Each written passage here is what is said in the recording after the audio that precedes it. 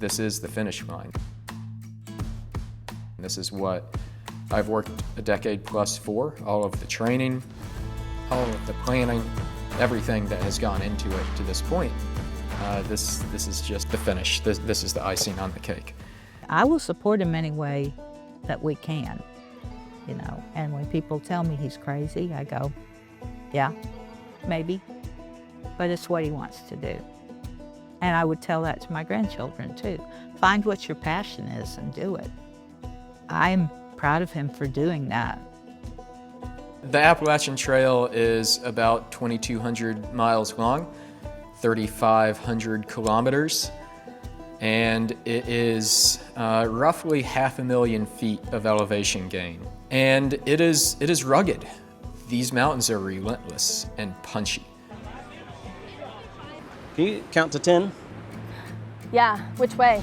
My name is Tara Dower, and I currently hold the fastest known time on the Appalachian Trail, being 40 days, 18 hours, and 6 minutes. To break that record, you're looking at 100K a day through really rough, rugged, steep terrain. I would say the community makes the trail special for me because I think my entire life I was looking for community, and I was looking for people who understood me and where I felt at home. But I think the community has kept me close to the Appalachian Trail. Well, my name is Warren Doyle, and I live 12 miles away from here in Mountain City, Tennessee. Well, I've done the entire Appalachian Trail, 18 traverses. 9 of those traverses would be classified as through hikes, and I've never encouraged anyone to do the trail. People find that hard to believe. Now I'll help people if they want to walk the trail, and I'm going to give them a frank, unsentimental, unromantic, no butterflies, flower, Walt Disney version of the trail. They're not going to get if that's what they want, some sort of. But I don't want to be responsible for their pain and suffering. It seems just overwhelming at times. This is certainly the biggest thing that I've ever done and probably ever will do. The meaning that I will take from it and how much I will remember for the rest of my life is just immeasurable. I'm not the fastest person out there. I'm never going to win Western States or UTMB. I'm not the strongest climber or have the best endurance. I'm really good at all of these things. So it's when you take an event like Barkley that requires all of those skills and capabilities at once, that's where I excel.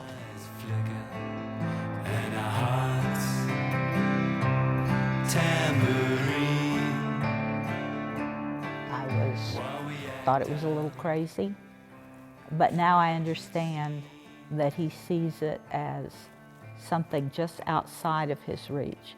And that's why he wants to do it. He wants to see what he is capable of doing. Just keep thinking that she's gonna start walking. I encourage her to walk up the hills, and then she just takes off again. Relentless. She got a sub-15 first mile. I grew up in this area, and so these mountains have always had a lot of meaning to me. And the Appalachian Trail in particular was always this thing that it was difficult to comprehend. I could go to a part of it and think, like, this trail stretches for almost 2,000 miles north. It just always captivated me as this grand adventure to get out and explore and see these places that I couldn't even imagine at the time. Days after tropical storm inundated parts of North Carolina with catastrophic flooding, leaving scores dead, hundreds more missing, entire communities are beginning to come to terms with devastating losses, and for some, narrow escapes. So when Hurricane Helene hit, around 40 trillion gallons or 150 trillion liters of water were dumped on this area. These little valleys or hollers, as we would say, where people have their homes built, the homes are they're gone. They're missing. They're downstream of miles somewhere. There is so much left to do. Roads that are still closed, people that are still living in tents, and the world's attention has moved on elsewhere, and that's understandable. My goal here is to just bring a bit of attention back to say, look, like this is still a long-term process, and there's a lot to be done. Nothing motivates me more than seeing those people, the people that have been affected the most by Helene, and helping get their stories out as well. Not only of the devastation that the hurricane brought, but the resilience that came afterwards and what people have done to survive. And that's the sort of spirit that the people in these mountain communities have. Life has always been hard here, and it has forged hard people. I'll bet you'll beat Grandpa's time from last year. What do you think? You can call Grandpa and say, Grandpa, I beat you. You've got stories.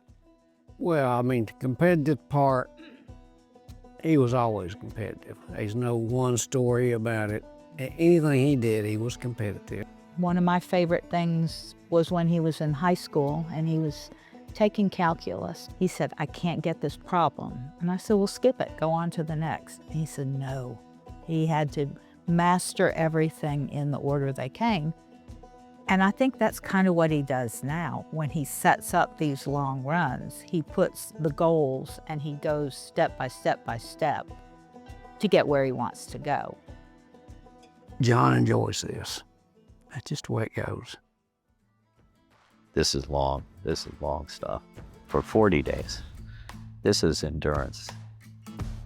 A lot can go wrong. So when I go out there, I want to do the best that I'm capable of.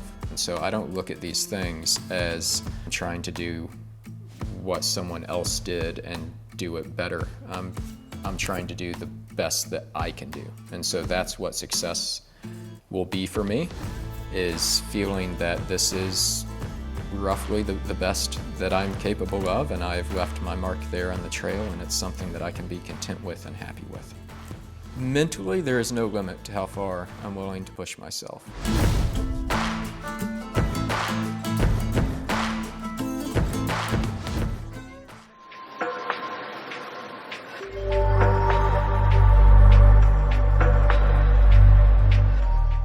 So one thing I've looked at is where I can really minimize my rest and my sleep, but still move as fast as I'm capable of when I'm out there. And so a big part of that will be ensuring that the rest and the sleep I get is optimal. I'll be tracking my sleep with my Coros Apex 2 Pro watch, which will also be out there with me on the trail for navigation and recording the AT itself.